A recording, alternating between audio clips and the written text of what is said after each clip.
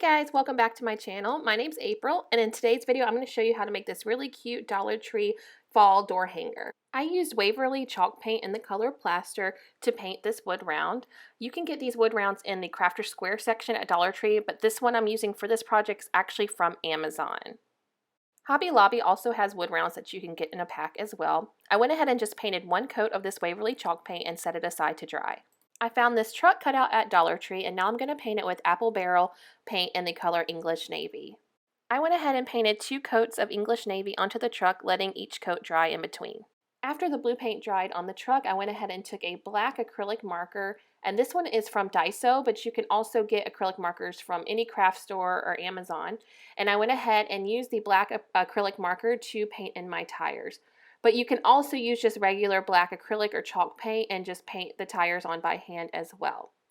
The next step that I did was I went ahead and painted the top part of the bed of the truck with a black acrylic marker just to match the tires, but you don't have to do that part. You can leave it brown or paint it a different color if you like.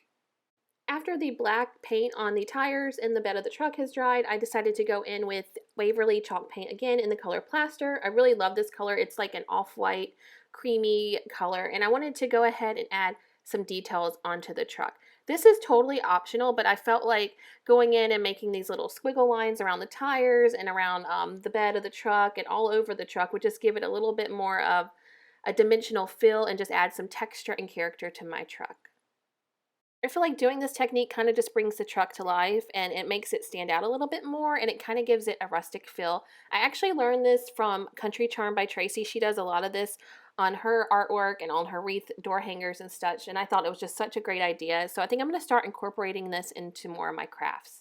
After the white lines that I added have dried, I went ahead and used that same acrylic marker that I used earlier for the tires, and I just went ahead and added some more lines. I think it kind of adds a little shadow and some more texture to the truck, and I think it will make it pop really well on the sign. So I just went in and just doodled some lines here and there. There's no rhyme or reason where I made the placement, but it just adds a little bit more character and texture to the truck.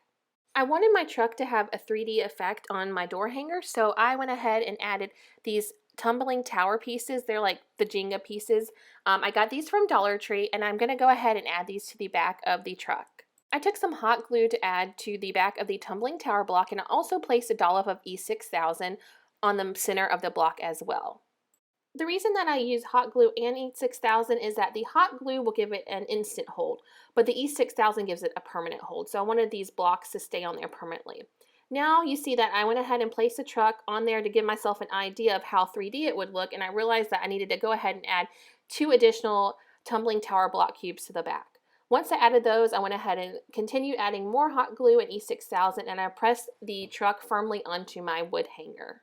I found these mini hay bales at the Dollar Tree, and I just thought they would be the perfect thing to add to the bed of the truck. So what you see me doing here is I'm just adding hot glue to each piece, but then I realized it actually would have been easier if I just kind of like put the hot glue on the wood hanger like behind the truck bed and just placed them in that way, but you know, we go along as we craft and we learn from our mistakes, but this still worked. So I went ahead and just added 3 of those cute little hay bales, and you see I just took a baby wipe to wipe up some of the glue before it's set. Next, I went ahead and added a line of hot glue right on top of the hay bales, and I added these glitter pumpkins that I found at Dollar Tree on top of the hay bales. I found these smaller pumpkins in my craft stash, and I thought these would look super cute right on top of the bigger pumpkins. Those smaller ones are actually from Hobby Lobby, but I believe Dollar Tree has smaller ones as well. After I placed that extra pumpkin, I decided to take it off because I liked the way the truck looked with just the 5 pumpkins in the back. Next, I decided to use some raffia just to fill in some of the empty gaps that were behind the pumpkins. So I just used dollops of hot glue here and there, and I peeled off strips of raffia and I placed them throughout the bed of the truck. Just be careful with this part, and because the hot glue is really hot, so you can see that I actually used the end of a paintbrush to just press the raffia in just to make sure everything was nice and secure.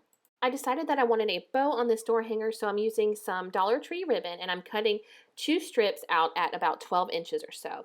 Now I'm going to add a line of hot glue, and I'm going to just press it down gently into the back of the strips where I cut them. I also have a few bow tutorials up. I just made one last week, and it follows this similar method of making a bow. If you want a more in-depth tutorial on bow making, I can leave my bow making playlist down in the description below.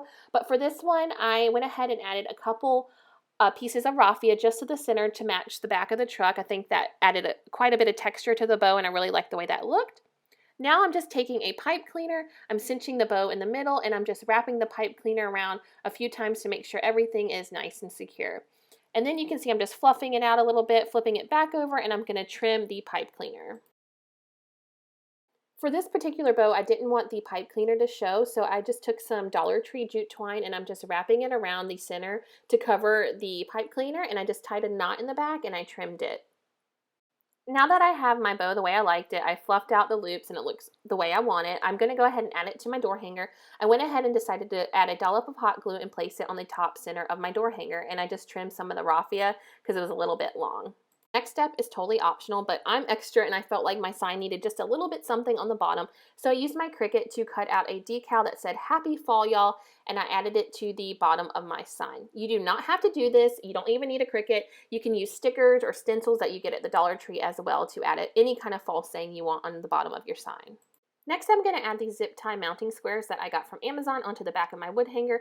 They are sticky, but I like extra security on mine, so I went ahead and added a dollop of hot glue and a dollop of E6000. But if you get your door hanger from Dollar Tree, you do not have to do this step because yours will already come with the string attached. But as you can see, I just tied some jute twine on the back and attached it to the squares so I could hang it onto my door. And here is the finished door hanger hanging up on my front door, and I'm obsessed. I cannot believe that almost the entire project came from Dollar Tree, and I just love how this turned out, and I think it's perfect for fall. If you enjoyed this Dollar Tree DIY, please hit that thumbs up button. And also, if you're new here, I'd love for you to hit that subscribe button. I do a lot of crafty DIYs on this channel, and I also post a lot on Instagram and TikTok at April Loves Crafts.